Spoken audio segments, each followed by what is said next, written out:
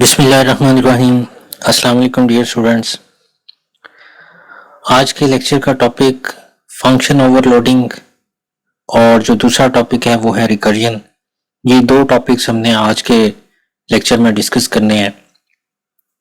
Function overloading basically एक ऐसा process है जिसमें कि हम फंक्शन को सेम नेम के साथ मल्टीपल टाइम जो वो डिक्लेयर करते हैं, यानी वो जो मल्टीपल डिक्लेरेशन है उसमें क्या चीज़ें जो वो डिफर कर सकती हैं, उसमें उसके पैरामीटर्स की लिस्ट जो वो डिफरेंट हो सकती है, लेकिन फंक्शन का नाम सेम रहेगा।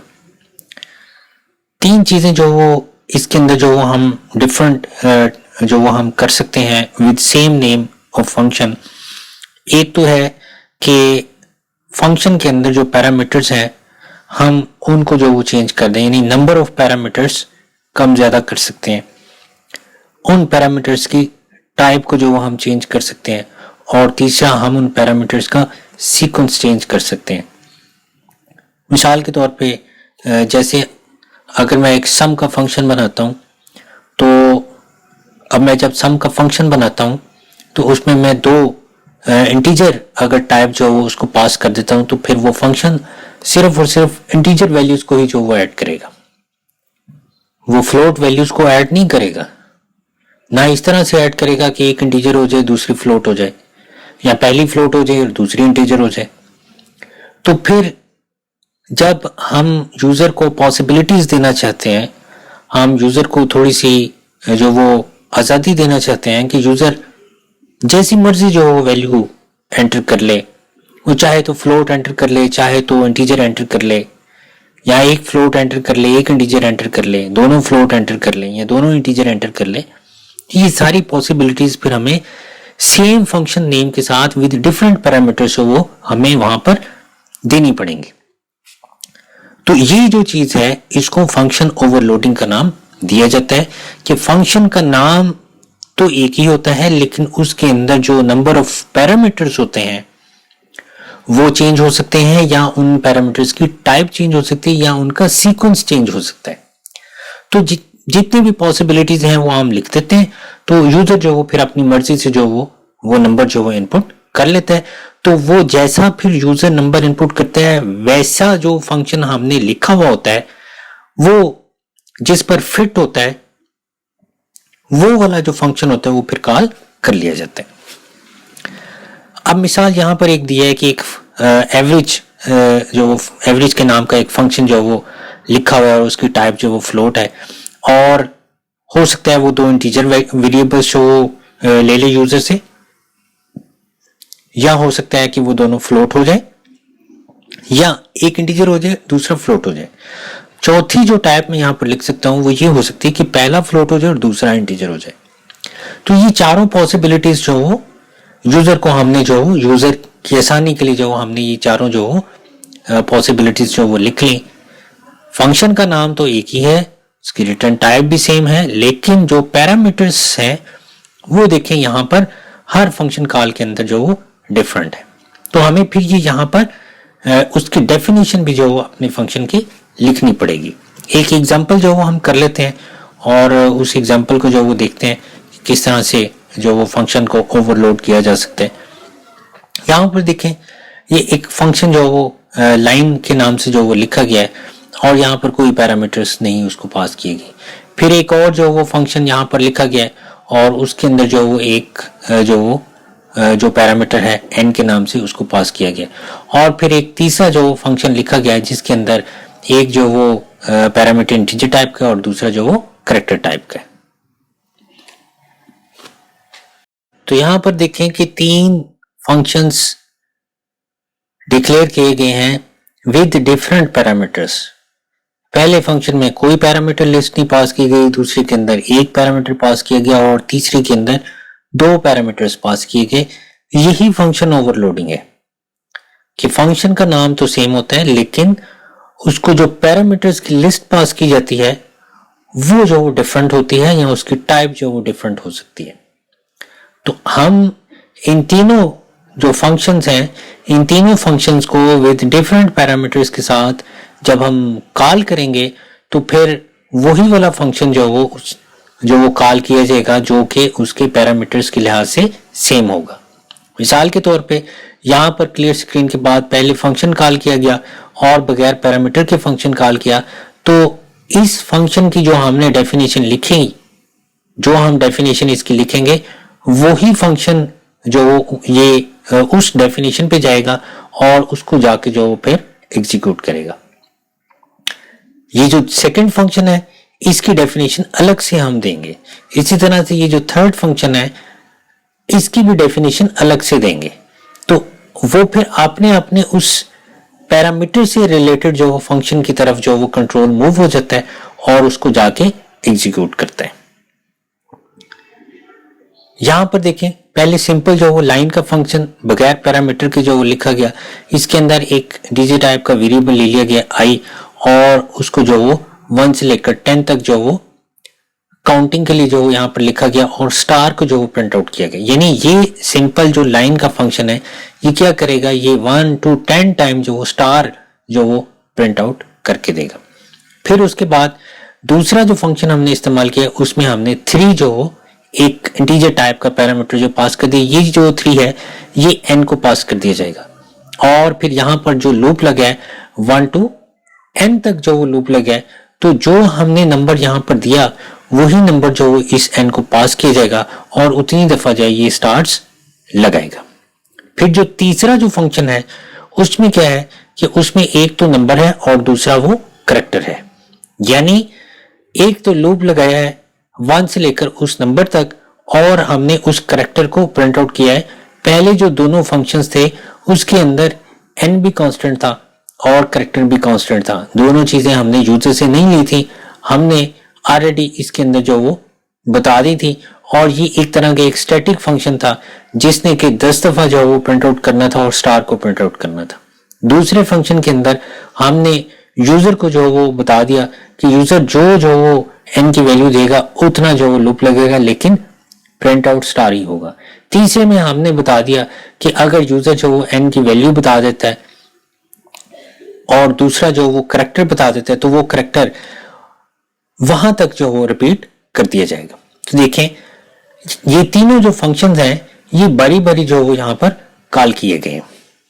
यानी ये जो लाइन का फंक्शन है ये वाला फंक्शन है। जब कंपाइलर इसको एग्जीक्यूट करेगा तो कंट्रोल यहां से जंप करेगा इस लाइन पे, क्योंकि ये बगैर पैरामीटर के यहाँ पर कॉल किएगा। तो बगैर पैरामीटर के जो फंक्शन है वो ये वाला, यानी जिस फंक्शन का सिग्नेचर सेम होगा वो वाला फंक्शन जो वो एग्जीक्यूट कर दिया जाएगा। फिर उसके बाद ये फंक्शन कॉल किया गया तो यहां से कंट्रोल जंप करेगा इस फंक्शन पे, क्योंकि ये 1 आर्गुमेंट इसको पास किया गया। तो ये फंक्शन है जिसको एक आर्गुमेंट जो हमने पास किया और उसकी डेफिनेशन ये लिखी। फिर उसी तरह से ये जो थर्ड लाइन है, ये तीसरा फंक्शन जो हमने लिखा कि हमने एक जो n यानी इंटीजर टाइप का पैरामीटर पास किया और दूसरा ये जो c है ये करैक्टर टाइप का पैरामीटर पास किया। तो एट द रेट जो वो c के अंदर स्टोर हो जाएगा, 5 जो वो n के अंदर स्टोर हो जाएगा। यानी जो फंक्शन का सिग्नेचर है, जो उसके पैरामीटर्स का सीक्वेंस है, जब हम उसको कॉल करेंगे तो जिस पैटर्न के साथ हम उसको पैरामीटर्स देंगे उसी पैटर्न के साथ जो उसकी डेफिनेशन होगी, कंट्रोल वहां पर जो वो कंपाइलर जंप करेगा। तो डियर स्टूडेंट्स, ये एक एग्जांपल थी फंक्शन ओवरलोडिंग की। एक और एग्जांपल है फंक्शन ओवरलोडिंग की, उसको भी देख लेते हैं। इसके अंदर देखें, वो कहता है कि हमने एक जो अरे डिक्लेयर करनी है और फिर उस अरे को जो हम एक जो करैक्टर पास करेंगे। तो दो जो इसके फंक्शन जो डिक्लेयर किए गए हैं, यानी एक जो फंक्शन है उसमें सिर्फ अरे पास की गई है, उसको करैक्टर नहीं दिया गया। दूसरे के अंदर एक जो अरे पास की गई है और साथ साथ उसके करैक्टर भी दिया गया। अगर इस क्वेश्चन की थोड़ी सी जो प्रॉब्लम है उसको अगर हम देख लें तो वो कहता है write 2 versions of an overloaded function sum, यानी सम के 2 ओवरलोडेड फंक्शंस जो वो आपने लिखने हैं। पहला फंक्शन जो है, जो पहला वर्जन है वो क्या करेगा, takes 1 parameter of integer array and return the sum of all elements of the array. यानी ये जो फंक्शन है ये आपसे एक इंटीजर टाइप की अरे लेगा और अरे के अंदर जितने भी एलिमेंट्स हैं उन सारों को सम कर देगा और सम करने के बाद आपको रिटर्न कर देगा। दूसरा जो फंक्शन है वो क्या करेगा कि वो दो पैरामीटर्स लेगा, एक तो इंटीजर अरे और दूसरा करैक्टर, और वो जो करैक्टर है वो या तो ई हो सकता है या फिर ओ हो सकता है। अगर आपने ई जो उसको पास किया तो फिर जितने भी इवन नंबर्स हैं यानी अरे के अंदर जो इवन एलिमेंट्स हैं उनका सम कर दिया जाए, और अगर आपने उसको ओ पास किया तो फिर वो कहता है कि it return the sum of odd elements, जितने भी ऑड नंबर्स आपके अरे के अंदर होंगे उन सारों का सम आपको रिटर्न किया जाएगा। In case of any other character it returns 0। तो इनके अलावा अगर कोई और कैरेक्टर आप देते हैं तो वो आपको 0 रिटर्न करेगा। तो डियर स्टूडेंट्स, सबसे पहला काम जो किया गया वो जैसे उसने कहा कि दो फंक्शन आपने लिखने हैं और वो सेम नेम के होंगे और उन्होंने आपको एक इंटीजर वैल्यू जो वो रिटर्न करनी है। तो इंटीजर हमने फंक्शन की रिटर्न टाइप जो मेंशन किया है, फंक्शन का नाम मेंशन किया है, और पहला जो वर्जन था उसमें हमने इंटीजर टाइप की अरे दे दी, और जो दूसरा वर्जन था उसमें इंटीजर टाइप की अरे और दूसरा हमने करैक्टर टाइप का एक पैरामीटर उसको पास करने के लिए दे दिया। उसके बाद इन दोनों फंक्शंस की डेफिनेशन जो वो हम लिखेंगे।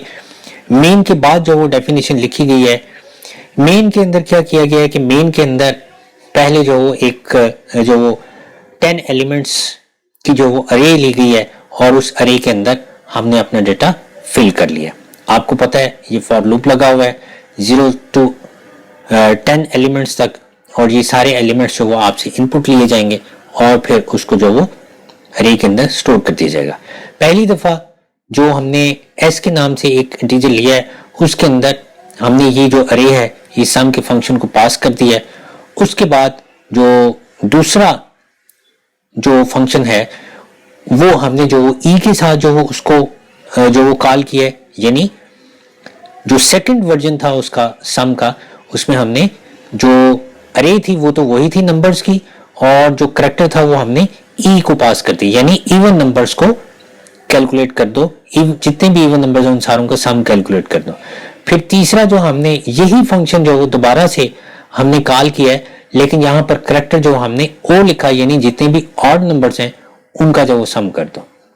तीसरी दफा इसी फंक्शन को दोबारा लिखा लेकिन विद डिफरेंट करैक्टर लिखा, ना हमने यहाँ पर ई लिखा है ना हमने ओ लिखा है, यहाँ पर एक्स लिख दिया।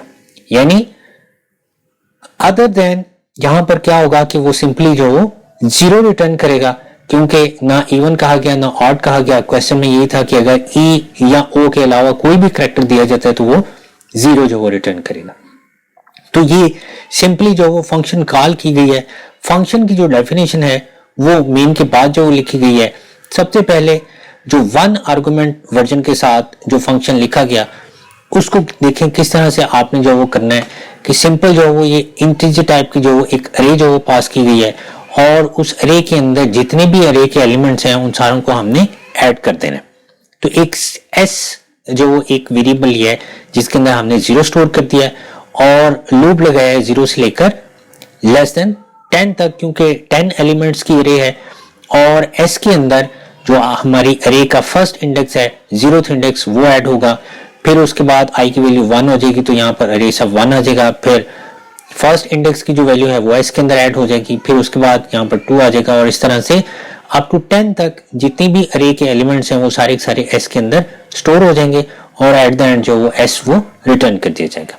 तो ये वो पहला फंक्शन है जो कि हमने ये यहाँ पर लिखा है, यानी यहाँ पर जो s की वैल्यू है वो यहाँ पर जो वो रिटर्न की जाएगी और s के अंदर स्टोर कर दी जाएगी, और यहाँ पर सी आउट के अंदर लिखा गया सम ऑफ ऑल इंटीजर्स और s की वैल्यू यहाँ पर लिख दी जाएगी।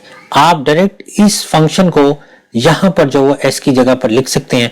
आपको पता है कि जो फंक्शन रिटर्न करता है वैल्यू, उसको उसकी वैल्यू को डिस्प्ले करने के हमारे पास 2-3 तरीके हैं। एक तो ये कि हम एक वेरिएबल ले लें और उसके अंदर उसकी वैल्यू को स्टोर कर लें, या हम डायरेक्ट जो वो सी आउट के अंदर यूज कर लें, या अगर हमने इसकी वैल्यू को फर्दर अगर कैलकुलेशन के लिए यूज करना है तो हम इसको फॉर्मूले के अंदर भी इस्तेमाल कर सकते हैं। उसके बाद सेकंड वर्जन जो है फंक्शन का, जिसमें हम एक नम की अरे पास कर रहे हैं और दूसरा हम उसको एक कैरेक्टर पास कर रहे हैं।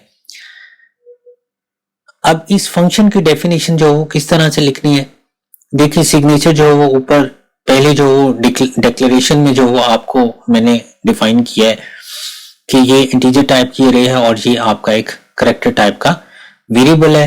ये जो ई है ये ए को साइन हो जाएगा और ये जो नम की अरे है वो ये जो ए डबल आर अरे जो हमने ली है इसके अंदर स्टोर हो जाएगी। इसी तरह जब ये ओ के साथ कॉल होगा तो ए की वैल्यू ओ के अंदर स्टोर हो जाएगी और इस तरह से जो नम की अरे है वो अरे के अंदर आ जाएगी। फिर थर्ड टाइम जब हमने इसको कॉल किया तो ये जो एक्स है ये के अंदर स्टोर हो जाएगा और नम जो है वो अरे के अंदर जो स्टोर हो जाएगी। तो तीनों टाइम यहां पर और यहां पर यही वाला फंक्शन जो वो कॉल किया गया। अब इसकी कॉलिंग के अंदर, इसकी डेफिनेशन के अंदर क्या किया गया, देखिए हमारे पास कैरेक्टर जो हो या ई हो सकता है या ओ हो सकता है। तो ई पे भी हमने जो डिसीजन लेना है और ओ पे भी हमने डिसीजन लेना है। इसके लिए हमने एक तो सम इवन के नाम से एसी का एक वेरिएबल ले लिया, जीरो के अंदर जीरो जो है इसके अंदर स्टोर कर लिया, और एक सम ऑड के नाम से एक वेरिएबल ले लिया उसके अंदर जीरो स्टोर कर लिया, और तीसरा जो सम का वेरिएबल लिया है एस इक्वल टू जीरो, ये अदर देन ई और इवन और ऑड नंबर के लिए जो हमने इसको स्टोर कर लिया कि अगर उसके अंदर ई भी नहीं है और ओ भी नहीं है तो फिर ये सिंपली एस जो रिटर्न कर दिया जाए जिसके अंदर जीरो है। तो डियर स्टूडेंट्स, ये स्विच स्टेटमेंट जो हमने यूज किया है, आप चाहें तो यहाँ पर इफ स्टेटमेंट भी यूज कर सकते हैं। लॉजिक आपकी अपनी है, आप स्विच के साथ भी इसको कर सकते हैं, आप इफ के साथ भी आप इसको कर सकते हैं। तो अगर स्विच के साथ अगर हम करते हैं तो चूंकि ए के अंदर हमारा वो कैरेक्टर स्टोर है तो हमने स्विच ए यहां पर लिखा है। फिर उसके बाद पहला केस दिया है कि अगर ए की वैल्यू ई है या इस ए की वैल्यू स्मॉल ई है या कैपिटल ई है, तो दोनों केसेस में क्या होना चाहिए, इवन नंबर्स को सम करना चाहिए। लूप लगाया गया है 0th एलिमेंट से लेकर लेस देन 10th एलिमेंट तक, और अरे के हर एलिमेंट को 2 पे डिवाइड किया जाएगा। अगर वो 2 पे डिवाइड हो जाता है और उसका जवाब 0 आता है तो क्या किया जाएगा कि जो एस ई का वेरिएबल है यानी सम इवन का जो वेरिएबल है उसके अंदर उसी एलिमेंट को जो वो ऐड कर दिया जाएगा। तो ये नंबर ऑफ इवन जो इवन नंबर्स होंगे हमारी अरे के अंदर उनको जो सम करने का प्रोसीजर है ये ऑलरेडी जो वो आप कर चुके हुए हैं। अरे का जब हमने चैप्टर पढ़ा था तो हमने जितने भी इवन नंबर्स और जितने भी ऑड नंबर्स या जो प्राइम नंबर्स थे उनका जो हमने यहाँ पर सम जो वो कैलकुलेट करके देखा था, तो वही प्रोसीजर जो वो यहाँ पर रिपीट किया गया। तो ये फॉर लूप के अंदर ये प्रोसीजर जो वो चलता रहेगा। 0th एलिमेंट से लेकर पहले अरे सब 0 आ जाएगा, फिर अरे सब 1 आ जाएगा, फिर 2 आ जाएगा, अप टू 10 तक जो ये लूप जो वो चलेगा और हर एलिमेंट को 2 पे डिवाइड करके देखा जाएगा कि उसका रिमाइंडर अगर 0 आता है तो फिर वो जो एलिमेंट है वो एसी के अंदर ऐड कर दिया जाएगा, अदरवाइज वो उसको ऐड नहीं किया जाएगा। और उसके बाद ये जो एस ई है इसको जो वो एस के अंदर स्टोर कर दिया गया, क्योंकि एट द एंड हमने एस को जो रिटर्न करना है। अगर हम इसको एस ई के अंदर जो नहीं रखते तो फिर हमें यहाँ पर जो रिटर्न स्टेटमेंट को यूज करना पड़ेगा कि रिटर्न एस ई करना पड़ेगा, लेकिन वो फिर इस ब्लॉक के अंदर जो वो लिखना पड़ेगा। फिर उसके बाद जो वो ब्रेक आ जाती है, यानी ये इतना पोर्शन जो वो तब चलेगा जब हमारे पास ई या कैपिटल ई या स्मॉल ई होगा। उसके बाद अगर केस जो वो ओ होता है, कैपिटल ओ या स्मॉल ओ होता है, तो फिर भी यही जो वो प्रोसेस जो वो रिपीट किया जाएगा। 0th एलिमेंट से लेकर 10th एलिमेंट तक जो वो अरे का हर एलिमेंट जो वो चेक किया जाएगा, लेकिन अब की बार हमने इक्वालिटी को नहीं देखना बल्कि नॉट इक्वल को देखना है कि अगर वो एलिमेंट जो वो 2 पे डिवाइड होता है और जवाब 0 नहीं आता तो फिर उस एलिमेंट को जो एस ओ है यानी सम ऑड का जो वेरिएबल था उसके अंदर जो वो ऐड कर दो, और फिर एस ओ को जो वो एस के अंदर स्टोर कर दिया, और फिर ब्रेक आ गई। डिफॉल्ट के अंदर हमने क्या लिखा है, एस इक्वल टू 0, और इस इफ्स ये जो हमने स्विच स्टेटमेंट इस्तेमाल की है, ये जो कर्ली ब्रैकेट है, इस कर्ली ब्रैकेट के बाद हमने एस की वैल्यू को जो वो रिटर्न कर दिया। अब यहाँ तो जो वो अगर हमने ई लिखा तो फिर जो ये वाला ब्लॉक है फिर ये एग्जीक्यूट होना है और एस के अंदर तमाम जो इवन नंबर्स हैं वो जो यहाँ पर स्टोर होंगे। तो एस जब रिटर्न किया जाएगा तो इवन नंबर्स का सम जो उसके अंदर होगा। अगर हमने जो उसको ओ लिखा है तो ओ के साथ फिर ये वाला ब्लॉक जो एग्जीक्यूट होना है केस का, तो फिर एस के अंदर जो जितने भी ऑड नंबर्स हैं उनका सम होगा। और अगर ओ भी नहीं है और ई भी नहीं है तो फिर डिफॉल्ट के अंदर जो स्टेटमेंट है एस इक्वल टू 0 वो ही जो है 0 ही स्टोर होगा और रिटर्न भी जो वो 0 ही होगा। तो अगर आप इस आउटपुट को देखें तो इस आउटपुट के अंदर जो है आपको यही जो वैल्यूज नजर आ रही हैं कि 10 इंटीजर्स की एक अरे पास की गई है। ये सारे जो हमने जो नंबर्स उसको दिए हैं और ये सम ऑफ ऑल इंटीजर्स, सारे जो इंटीजर्स हैं उनका सम अगर किया गया, देखिए यहाँ पर जब हमने इसको कॉल किया है तो हमने यहाँ पर ये लिखा है कि सम ऑफ ऑल इंटीजर्स और उसके बाद हमने जो यहाँ पर एस की वैल्यू को जो यहाँ पर रिटर्न कर दिया, जो हमने सिंपल सम को जो नम की अरे पास की, तो ये वाला फंक्शन जो कॉल होगा और इसके अंदर जितने भी अरे के एलिमेंट्स हैं वो सारे सम कर दिए जाएंगे। फिर हमने दोबारा जो फंक्शन कॉल किया उसको हमने जो ई पास कर दिया और दोबारा एस की वैल्यू को यहाँ पर प्रिंट आउट कर दिया है। तो फिर डेफिनेटली चूंकि ई पास किया है तो E stand for even number, तो जो इवन नंबर्स होंगे वो जो हो एस के अंदर स्टोर किए जाएंगे। फिर उसके बाद ओ पास किया तो जो जितने भी ऑड नंबर्स हैं वो सम के अंदर जो वो एस के अंदर स्टोर होंगे। फिर एक्स पास किया तो फिर ना इवन नंबर स्टोर होने ना ऑड नंबर स्टोर होने, फिर सिंपली जो एस के अंदर 0 होगा वो ही यहाँ पर रिटर्न किया जाएगा। तो वैसे वैसे वो वैल्यूज वो यहाँ पर आपको डिस्प्ले कर दी जाती हैं। उसके बाद जो हमारे पास नेक्स्ट टॉपिक है स्टूडेंट्स वो रिकर्जन का टॉपिक है। ये बड़ा इंपॉर्टेंट टॉपिक है। अक्सर पेपर में क्वेश्चन आ जाता है कि आप एक रिकर्सिव फंक्शन लिखें और फंक्शन की वर्किंग जो आपको बताई गई होती है। बेसिकली जो रिकर्जन है उसमें हमारे पास जो थोड़ी सी प्रोग्रामिंग स्किल्स जो वो ज़्यादा चाहिए होती हैं, क्योंकि हमारा जो फंक्शन होता है वो शार्ट होता है, लेकिन जो फंक्शन है वो अपने आप को कॉल करता है और अपने आप को वो तब तक कॉल करता रहता है जब तक कि हमने उसको कोई रिस्ट्रिक्शन के लिए जो वैल्यू नहीं दी होती। तो बेसिकली जो रिकर्जन है वो एक ऐसी प्रोग्रामिंग टेक्निक है जिसमें फंक्शन जो अपने आप को कॉल करता है। Function calls itself is known as recursion. जो फंक्शन है, जो जिस फंक्शन के अंदर रिकर्जन हमने यूज की होती है उसको रिकर्सिव फंक्शन का नाम दिया जाता है। यानी जब कोई फंक्शन अपने आप को कॉल करता है तो हम उसको रिकर्सिव फंक्शन का नाम देते हैं। और जो रिकर्जन है एक बड़ी पावरफुल जो टेक्निक है, इसमें हमें बेनिफिट ये मिलता है कि जो हमारा फंक्शन है वो शार्ट हो जाता है और बड़ा स्मार्ट सा जो वो कोड उसके अंदर जो वो हम राइट करते हैं। जबकि इसके जो डिसएडवांटेजेस हैं वो ये है कि फंक्शन को डिबग करना जो मुश्किल होता है, क्योंकि फंक्शन अपने आप को जो वो कॉल कर रहा होता है। और दूसरा ये कि जब वो अपने आप को कॉल करता है तो फिर इसमें जो मेमोरी है, जो स्टैक मेमोरी है वो यूज़ होती है। तो जो स्टैक मेमोरी है वो फिर ज़्यादा जो वो चाहिए होती है रिकर्सिव फंक्शन के लिए। और तीसरा ये है कि जो प्रोसेसर है उसको कुछ वर्किंग जो वो ज़्यादा करनी पड़ती है। तो ये इसके डिसएडवांटेजेस थे। ये एक एग्जांपल जो उसने यहाँ पर लिखी है फैक्टोरियल के फंक्शन की।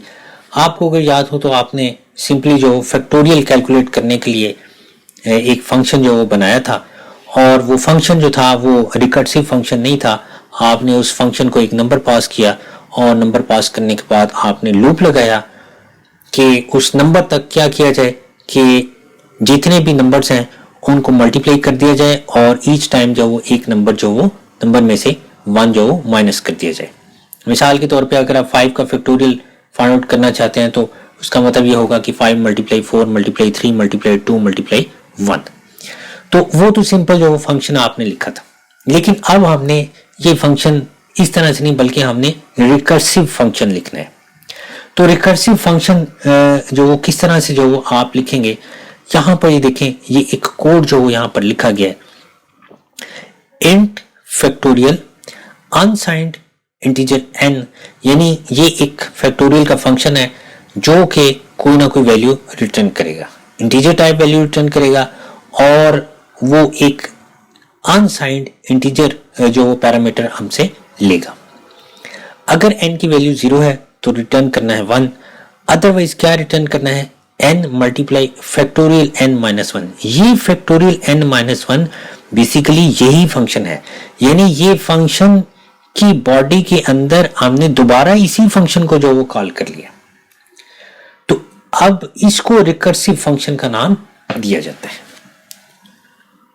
इसकी वर्किंग किस तरह से होती है ये आप समझ लें कि जब फर्स्ट टाइम आपने फैक्टोरियल 5 लिखा तो फैक्टोरियल 5 लिखने के बाद क्या हुआ है, बेसिकली यहां पर इसको आप देख लें कि जब फर्स्ट टाइम n की वैल्यू 5 थी तो फिर क्या होना है, यहां पर 5 आ जाना है और n चूंकि 0 नहीं है तो इसलिए ये तो नहीं रिटर्न किया जाएगा, वो तो ये रिटर्न करेगा और इसके रिटर्न में क्या है, इसमें n है और n के मल्टीप्लाई के साथ ही फिर आगे दोबारा इसी फंक्शन को जो वो कॉल कर लिया गया, यानी यहां पर जवाब क्या आना है 5 मल्टीप्लाई फैक्टोरियल, ये वाला फैक्टोरियल इस n की जगह पर 5 आ गया और फैक्टोरियल n माइनस 1 तो 5 माइनस 1 तो क्या आ गया फैक्टोरियल 4 आ गया, यानी हमने अभी मल्टीप्लिकेशन नहीं की तो उसने इसी फंक्शन को दोबारा कॉल कर लिया। तो ये इतना अभी प्रोसेस जो नहीं होगा कि ये फंक्शन दोबारा कॉल कर लिया जाएगा और कंट्रोल यहां से जंप करेगा, ये अभी रिटर्न नहीं किया जाएगा, ये अभी पेंडिंग मोड में जो इसको रखा जाएगा 5 मल्टीप्लाई को, और ये जो फैक्टोरियल n माइनस 1 है इसमें फैक्टोरियल 4, तो वो दोबारा इसी फंक्शन को जो वो कॉल करेगा, लेकिन अब n की वैल्यू 5 नहीं बल्कि 4 होगी, तो 4 होनी ये यहां पर ये इसको जो वो आप देख लें, तो फिर 4 के साथ दोबारा यही वाला फंक्शन जो वो कॉल कर लिया जाएगा और चूंकि n जो वो 4 है वो 0 के बराबर नहीं है तो दोबारा क्या उसने रिटर्न करना है, n वही है वो जो 5 था तो 5 मल्टीप्लाई दोबारा इसने क्या रिटर्न करना है n multiply factorial n minus 1, यानी अब हमने n की वैल्यू 4 लिखी थी तो 5 मल्टीप्लाई 4 लिखा जाएगा और फिर उसके बाद फैक्टोरियल में 4 माइनस 1 यानी फैक्टोरियल 3 को जो वो यहां पर कॉल कर लिया जाएगा इस तरह से। तो ये 5 मल्टीप्लाई इसके बाद फिर 4 मल्टीप्लाई आ जाएगा और फिर 3 के साथ जो इसको दोबारा कॉल कर लिया जाएगा, फिर यहां पर ये 3 माइनस 1 होगा तो दोबारा जब ये फंक्शन कॉल होगा तो यहां पर 5 मल्टीप्लाई 4 मल्टीप्लाई 3 आ जाएगा और 3 माइनस 1 तो ये फैक्टोरियल 2 के साथ कॉल कर लिया जाएगा। फिर उसके बाद दोबारा जब ये कॉल होगा तो यहाँ पर 5 मल्टीप्लाई 4 मल्टीप्लाई 3 मल्टीप्लाई 2 हो जाएगा और 2 माइनस 1 तो ये 1 के साथ कॉल कर लीजिएगा। उसके बाद दोबारा जो वो जब 1 के साथ कॉल किया जाएगा तो फिर 5 मल्टीप्लाई 4 मल्टीप्लाई 3 मल्टीप्लाई 2 मल्टीप्लाई 1 और जब फैक्टोरियल 0 होगा तो 0 के बाद क्या रिटर्न करना है उसने 1 रिटर्न करना है। अब यहां पर ये जो 5 multiply 4 multiply 3 multiply 2 multiply 1 then जब 1 रिटर्न किया जाएगा तो फिर फर्दर जो उसने आपने इस फैक्टोरियल के फंक्शन को कॉल नहीं किया बल्कि उसने 1 रिटर्न कर दिया। तो फिर ये स्टैक के अंदर ये जो आपके पास ये जो यहां पर वैल्यूज होंगी इनको आपस में मल्टीप्लाई किया जाएगा और मल्टीप्लाई करने के बाद एट वंस जो आंसर होगा वो आंसर जो हो यहां पर रिटर्न कर दिया जाएगा। अगर मैं यहां पर आपको थोड़ी सी रिप्रेजेंटेशन बता दूं तो मेरे ख्याल में आपको अच्छी तरीके से समझ आ जाएगी। यानी फर्स्ट टाइम जब ये फैक्टोरियल का फंक्शन कॉल किया जाएगा फैक्टोरियल 5 के साथ तो यहां पर क्या जो वो उसका जवाब आना है, अब n की वैल्यू है 5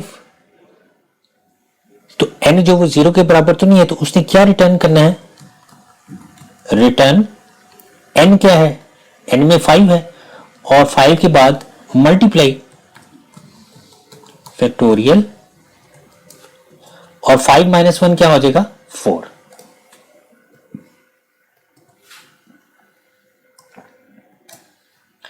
उसके बाद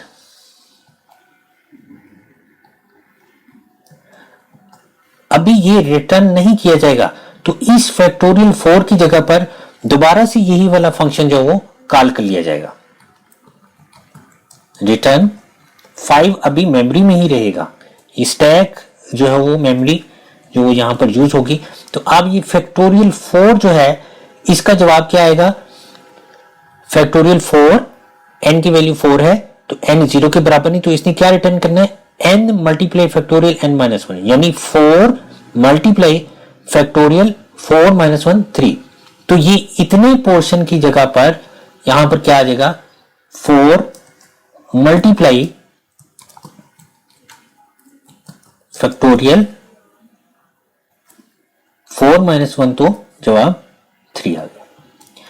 फिर उसके बाद दोबारा अभी यहां पर ये प्रोसेस नहीं हुआ तो दोबारा ये फंक्शन कॉल कर लिया गया, लेकिन अब 4 की बजाय 3 को जो वो कॉल किया गया, तो यही 3 दोबारा इनको पास कर दिया जाएगा और दोबारा रिटर्न 5 मल्टीप्लाई 4 मल्टीप्लाई, तो अब ये फैक्टोरियल 3 पास हुआ तो 3 0 के बराबर नहीं, तो यहां पर क्या आ जाएगा, 3 मल्टीप्लाई फैक्टोरियल 2, 3 मल्टीप्लाई फैक्टोरियल 2 के साथ ये कॉल हो गया। उसके बाद दोबारा 5 मल्टीप्लाई 4 मल्टीप्लाई 3 मल्टीप्लाई, अब फैक्टोरियल 2 हुआ, n की वैल्यू 2 है, n जो वो 0 के बराबर नहीं है, तो यहां पर 2 मल्टीप्लाई फैक्टोरियल 2 माइनस 1, तो 1 के साथ ये कॉल हो जाएगा।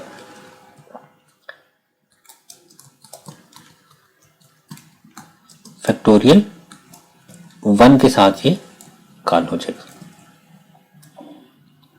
फिर उसके बाद रिटर्न, अब चूंकि 1 है तो हमने n की वैल्यू 1 पास की, तो यहां पर स्टिल अभी n की वैल्यू 0 नहीं हुई, तो यहां पर क्या हो जाएगा, 1 मल्टीप्लाई 1 माइनस 1, तो फैक्टोरियल 0 आ जाएगा।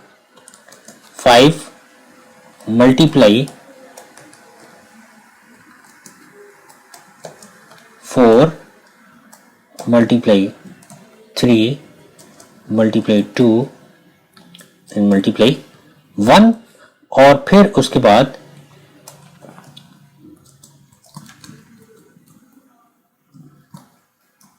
फैक्टोरियल 0। अब जब 0 के साथ ये कॉल होगा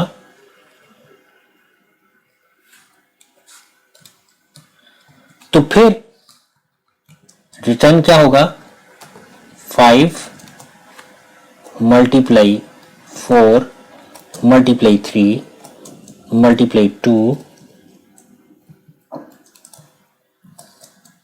1, और फिर उसके बाद यहां पर क्या रिटर्न करना है, उसने 1 रिटर्न करना है। तो यहां पर अब फर्दर जो उसने फंक्शन को जो कॉल नहीं किया, बल्कि इसकी जगह पर क्या रिटर्न कर दिया, 1। तो अब ये जब स्टैक पूरा हो जाएगा मेमोरी में, तो फिर इसको कैलकुलेट किया जाएगा, और कैलकुलेट करने के बाद क्या रिटर्न कर दिया जाएगा, इसका जो भी आंसर है 120।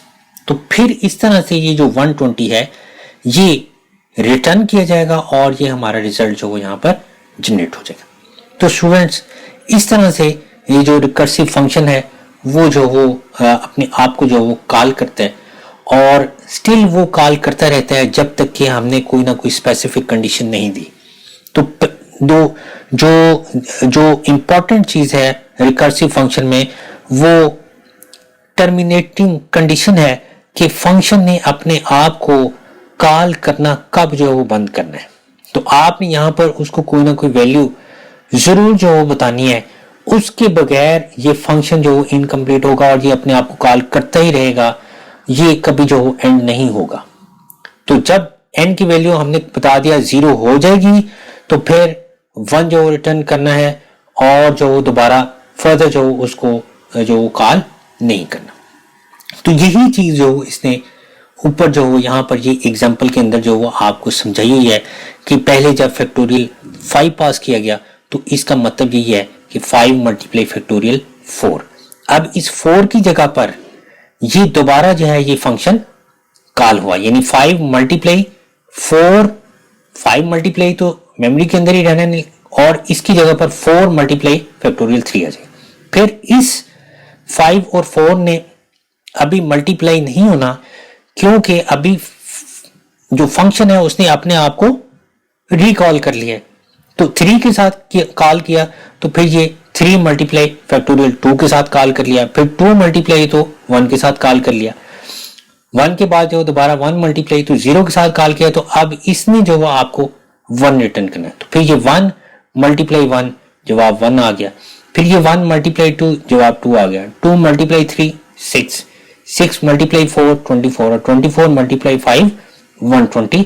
ये जो मैंने आपको यहाँ पर जो इसकी जो रिप्रेजेंटेशन दिखाई है, इस तरह से जो है ये आपका रिजल्ट जो जनरेट कर दिया जाता है। तो इसमें देखें कि जो हमारा फंक्शन है उसका कोड जो है बहुत ज़्यादा स्मार्ट हो जाता है।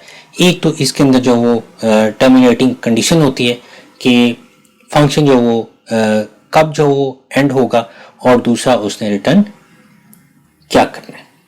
तो ये एक एग्जांपल थी फैक्टोरियल के फंक्शन की, जो कि रिकर्सिव कॉल जो वो कर रहा है।